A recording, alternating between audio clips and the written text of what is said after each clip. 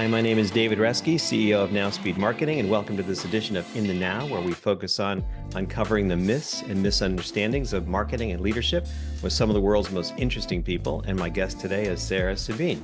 Sara is an executive and leadership coach with clients in the US, UK, and Canada. She's also a popular speaker and has her own podcast. She lives between London and Malaga in Spain, and she was originally trained in tax accounting, which means she's undoubtedly smart and grounded in reality. Sara, welcome to the show. Hi, David. I'm really happy to be here today. Thank you for inviting me. Yes, and do you miss tax accounting from your old days? Hella no. No, I have to say, actually, in my younger years, I was fascinated by tax law and taxation. But let's just say I grew out of it. But it certainly gives you a good grounding in some of the things that you need to know from a business perspective. So certainly something I'm happy to have done. Absolutely. And actually just spent time working on tax issues this week with my accountant. So it's when I say you're grounded in reality, I really mean that, because unless you really understand accounting and taxes, you're missing quite a bit. So that's good. But our conversation today won't be about taxes, as riveting as that could be. As you know, I like to start these conversations with a mythbuster question. And the question that you and I talked about is about staying on the right track. And the myth I want to explore with you is that if you're on the right track, then you'll have no doubts and be confident and just keep going. Is that true or not true? So I believe it's not true. I know this from myself as an entrepreneur. I know this from my clients. The people that achieve big things have big doubts along the way because they're consistently pushing themselves outside of their comfort zone, and sometimes you just don't know what's going to happen. What the true element of that is they just keep going. But they keep going despite any doubts they have, and despite that lack of confidence. And I think I heard a quote that went something along the lines of, when you learn to accept pain, you become unstoppable.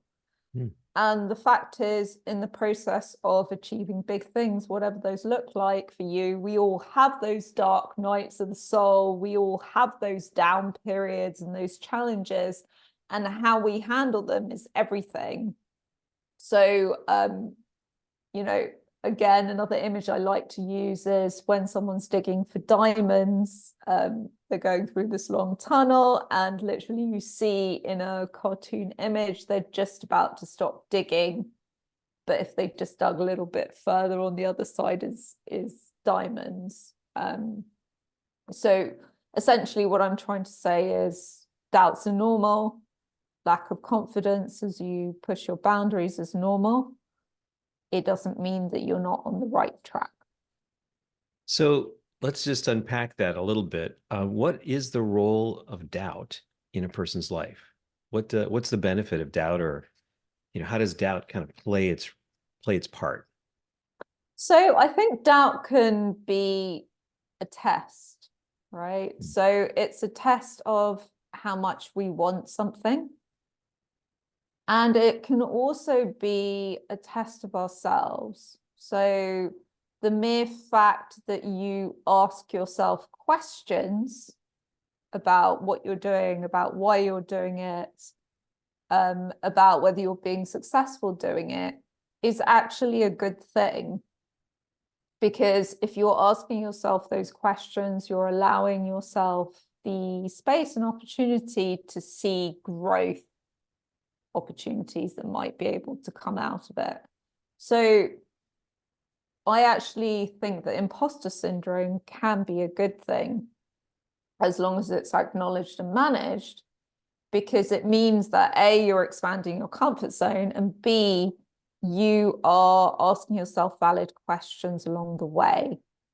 And if you're not asking yourself those questions, I would almost say, why not? Because none of us knows everything. We will always come up against things that challenge us along the way. And those doubts are there quite often to show us something or to test our faith in some way. Wow, some pretty powerful ideas there. Let's talk a little bit about asking questions. So, how do you get to the point where you are asking yourself the right questions? Is this like a discipline that you should set up? Should I be asking myself questions every week? Should I be relying on other people to ask me questions? How do you get in that mode where you're challenging yourself with these questions instead of just plowing straight ahead and not, kind of ignoring everything and going where you want to go? Mm. So that's a really great question. The role of a coach, right, is to ask the questions that allow that person that is being coached to draw insights out of themselves. Now, obviously, you can have someone external that does that, but you can also self-coach yourself, right? So you can learn to ask yourself the kind of questions that will stimulate insights and therefore growth. Now, how often you do that, I don't like to say you must do it every day or you must do it every week, but as a regular practice, whether that's weekly or monthly, it's a good thing to do as a reflection exercise, because it stops you getting on a treadmill and just looking straight ahead and kind of not seeing the wood for the trees anymore, because you're regularly taking the time to assess what you're doing, assess what's working, assess what's not working so well. And it's very hard to do that when you're always on the go, go, go. In terms of what questions you ask yourself, I mean, the more you ask yourself questions, the easier it gets over time. But there are very good resources you can find online around the kind of self-coaching space that would come under the umbrella of reflection questions. And that would be like, I mean, to boil it down, what am I doing and why am I doing it? Right. Essentially. I've developed quite a practice in my own personal life about, thinking about like the big ideas of where I want to go and thinking about core values and putting together plans and journaling and all that. I've developed, a lot of expertise, but I found that a lot of people don't do that. And so turning to a coach can be super helpful in kind of thinking through that. You're obviously a coach and you work with people doing that. How do you develop that trust relationship with people? And does it take a long time for people to accept you asking them questions about where they're going, developing those doubts perhaps in them with those questions, and then helping them gain clarity? Does that take time to earn that trust from people? So I'm going to answer that in a few ways. Yes and no is the overview there. So I actually found for many years, and I remember other people observed this to me as well, that people that I just met would just come up to me and tell me things, right? And I was like, I have no idea what you're telling me, why you're telling me this, but you know, I'm glad that you've placed this trust in me to tell me this, even though I don't know you. So I think as a character, I'd like to believe I have the kind of character that helps people feel comfortable within my space to share. Now, there's other elements in that as well. Trust is more important than just that. It's also about, within a coaching relationship, chemistry. So do you resonate with me on a values level? When we have a conversation, does it feel like an open flowing conversation? This is obviously before we get into the coaching relationship stage, because if I feel at that stage that this person is going to be unable to open up to me and to enable me to ask some of the more difficult questions, then that's going to be problematic. And I think before getting into a coaching relationship, the person who is considering being coached should do their due diligence as well. Is this person competent and trained and reliable? And is the chemistry there as well, right? Because the chemistry is the kind of, let's call it the magic element there. And we all know that some people we get on better with than others. Hmm. So you've got to have that chemistry, that trust to really make it work and make it work a long time. So let's say you establish that coaching relationship with somebody, you're working with someone, and you notice that these doubts are coming into their life. Maybe they're an entrepreneur, they're starting a company, they're getting off the ground, they're not getting the revenue traction they want, they're not getting the product acceptance, it's hard to build a product, they're running out of money. There's all these doubts, right? Entrepreneurs are a great example because it's easy to have doubts really in that environment. How do you decide when to listen to those doubts and make a change and pivot? It's a common business term today. Pivot, kind of move into a different direction, or just keep going. Like, what are the in your experience with people? Like, what there is a sense of entrepreneurs that grit matters and going, and your illustration of the diamonds are just past the next rock. But how do you process those doubts and make those decisions about when to make changes? Mm.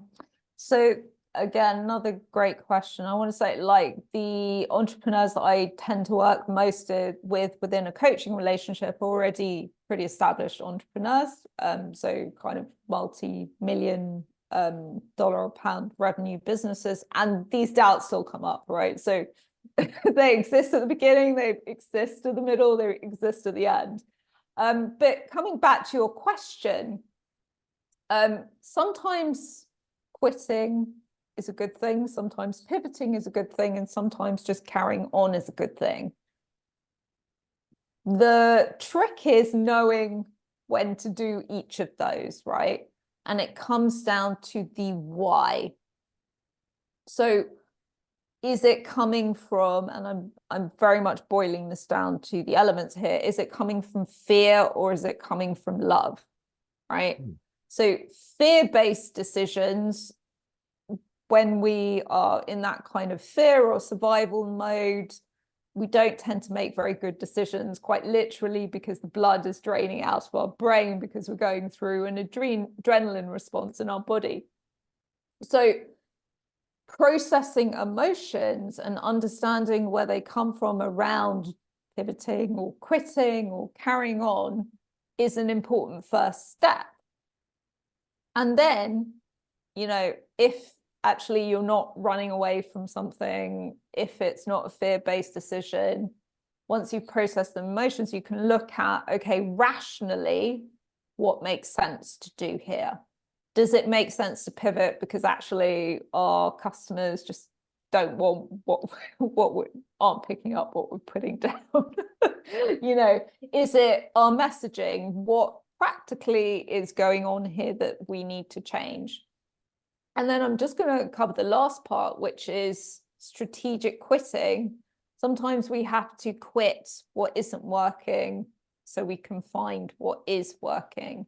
And I find when people are at that stage, they always know, and I mean like a full body know, K-N-O-W, not N-O. They always know at that stage when it's the right thing to do. And interestingly, I was having a client session the other day. He's been running his business for about 15 years now. It's about 10 million revenue a year. And he's having doubts. And anyway, we went through the coaching conversation. At the end, I asked him the question, what if you're just done with this business? And it was like, you could see at that point, he was like, I never asked myself that question, but I know. I know it's like triggered a nerve here. So that's how I help people distinguish, and obviously help myself distinguish as well when I'm having doubts about something. Wow, you said so many powerful things there. So I love the model of dealing with the emotions first and then dealing with the rationality. And it feels like the emotions are hard, right? So that it's because you can't be almost by definition, you can't be rational with those. And I love your split between the fear emotions and the love emotions. I mean, as an entrepreneur, you can be afraid of making decisions. You can be afraid of calamity, but if you love what you're doing, you can be moving in a much more confident. Is it hard for you as a coach to kind of delve into the emotional side, or is it easier to kind of stay on the logical, rational side? And do your clients kind of accept that as a normal part of the process? You've got to deal with those emotions. Well, I personally am a highly logical person. It's taken many, many years of work to develop my own emotional intelligence, my own emotional regulation. And I bring that into my work now because I know that it helps rational people to make, or highly logical people to make better decisions. And I find that the way that it is framed helps people to understand that better. So the kind of clients I work with, I can't sort of go into the woo-woo realm of, emotions and the law of attraction, all of that, although some people are more open to that. But what I can talk about is the science behind emotions and the effect that it has on the body, and help people to understand the link between the body and their emotions. For example, when our jaw is clenched, it's a sign that we're angry. When we've got stomach or gut upset, it's a sign that there's fear or anxiety present. So understanding that first enables us to use the rational part of the brain more powerfully than if we completely ignored the emotions. And I want to clarify here, this is not about, because I've had some people say, well, I'm not an emotional person. Whether you're outwardly emotional or not, you have emotions that are going on internally that play into the decisions you make, how you act, how you show up. So everyone could be better served by understanding that a little bit better. Yeah, absolutely. I think when I hear that, I hear myself say, "Oh yeah, I'm not that emotional. I make decisions rationally." But what I'm really saying is I'm very forgetful, and I don't remember all of those negative emotions that I've had in the past that have clouded my judgment, given me sleepless nights, created the anxiety, stopped me from making decisions, helped me procrastinate. All of those emotional decisions, I think that those coming back to this idea of doubt, the emotion of doubt. I think when I started this conversation, I was thinking about the logical side of doubt, right? I'm moving in this direction and I don't know exactly what the outcome is going to be. There are lots of unknowns, lots of variables. I can do research, I can figure things out, I can think my way through the doubt. But I think what I hear you saying is that's part of it. But the other big part of it is you're going to have fear, you're going to have anxiety, love, you're going to have all these other emotional feelings that also could create doubt and make it hard to come to the right answer, the right decision to take that next step, right? Because what you're talking about is decisions to make. We decide every day, right, to keep going, to keep going or not keep going. Mm. So that's that's a very powerful concept. So I want to come back to something else that you said though that's very interesting to me, and that's the role of imposter syndrome. So you said that imposter syndrome is not always a bad thing. And tell me more about that. How does imposter syndrome, how can that play positively into this conversation about doubt and decision making about where you want to go? Okay, so I'm going to start a bit out there, right? If we look at the makeup of a psychopath, right? So a psychopath, one of their core traits is they lack empathy, right? They don't care about the consequences of their decisions, right? Which makes life a lot easier, let's face it. if you if you never felt sorry for anything that you did. So the mere fact that you are having imposter syndrome shows that you care about being competent, doing a good job, showing up, in whatever capacity that looks like, whether you're an entrepreneur, whether you're a leader, whether you're exec, whatever context it is. Now, that's, if you have that level of empathy, I think that's already a good thing. If you have imposter syndrome and you use it in a positive way, to come back to what I said earlier, you tend to ask yourself questions, right? So is what I'm feeling about myself actually what other people think? Or am I just sitting here telling myself stories? Which is a level of self-awareness that is developed if we use imposter syndrome as a positive thing, right? And then that person could potentially go out and ask 5 colleagues, for example, how do you see me? And then they will start to see, okay, well, there's actually this gap between how I see myself and how others see me. Or maybe it will alert them to a particular skill that they need to build up. As leaders, it's always important to keep on learning and to keep being curious. So imposter syndrome can perhaps encourage you to learn more and develop that curiosity. Where it can start to be a negative thing is if you go down a very heavy negative spiral, right? So you're literally constantly beating yourself up all the time, second guessing everything, questioning everything. That's when it starts to become very destructive and negative. The other way that it can come out in a negative capacity is where you act out against other people. So because you are feeling insecure, you try and take it out on other people, make them feel bad, etc. So if you are having these negative manifestations of imposter syndrome, then you know it's getting out of control. But if it is just something that comes up time to time that you use in a constructive fashion, it will help you grow. It strikes me that that doubt and the imposter syndrome are related somehow, right? So you have doubts about your own ability, your own direction. I was thinking more of doubts about my own direction or decisions I'm making in the future, but imposter syndrome, it feels like that's doubts about yourself, right? Whether yeah, you have the capability, but you're framing it in a very positive, constructive way. Is it difficult when you're coaching people to get people to see the positive in imposter syndrome? And how do you kind of move people into that positive state to use it constructively? So firstly, it's to help them understand, is it really negatively impacting their lives, right? Because, you know, coming back to emotions need the space to be acknowledged and worked through, right?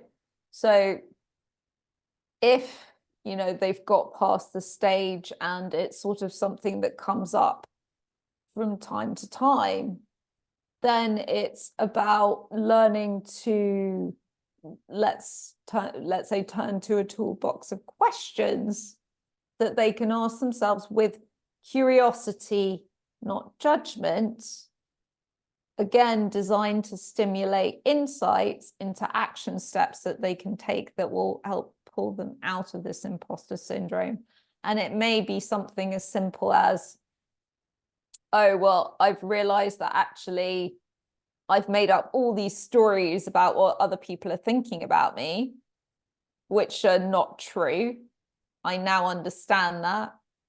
And I understand that, you know, if this comes up again, I will question the validity of these stories that I'm telling myself about how I can't do something. Or, you know, in some cases, yes, they might need to go out and develop some kind of skill that they don't have now that will mean they won't feel negativity around this certain aspect anymore. But the point is, because you're continuously growing and expanding, if you're doing that, there will always be something that you won't be good at doing. Yeah, absolutely. And then we're growing in life because of that. We've been talking a lot about, doubt and about, decisions about where we're going to go and maybe professional life and imposter syndrome, maybe doubt about ourselves in the context of work, in the context of maybe entrepreneurship or work. How do you see it being different in other spheres of a person's life, in relationships, maybe with your significant other or partner? with maybe goals in your life, with fun things you want to do, right? So are there doubts that kind of creep into those areas of our lives as well, or is it different the way people deal with them in other spheres, or do people are consistent in the way they deal with them throughout their lives? Well, there are some people that are very good at compartmentalizing different parts of their lives, Hmm. but I believe how you do one thing is how you do everything. Hmm. Right. To a greater or a lesser extent. I'm not saying like you come home and pretend you're in a boardroom. But if we take the relationship context, we've been programmed through rom-coms and society to believe that you meet someone and life is a fairy tale, or it should be a fairy tale, and if it's not, something is lacking, and then hence the doubts come up. So in something as important as an intimate relationship, whether that's with a partner, whether that's with children, of course, those same doubts come up. Is this the right person for me? Do they see me? Am I doing the right thing with my kids? Why are they acting out like this? Etc., etc. All the questions continue. And in the same way that in a work capacity, you would look at yourself first. Okay, well, how am I communicating? Am I being clear about what I want and need? Am I letting emotion get in the way? Am I acting out from a place of insecurity? Because sometimes, especially in a partnership, we're looking for the other person to validate us because we're insecure in some aspect. So these things in relation to imposter syndrome also very much apply in relationships as well. Hobbies, not sure so much. Hopefully, if you have a hobby, you're not really obsessive about it.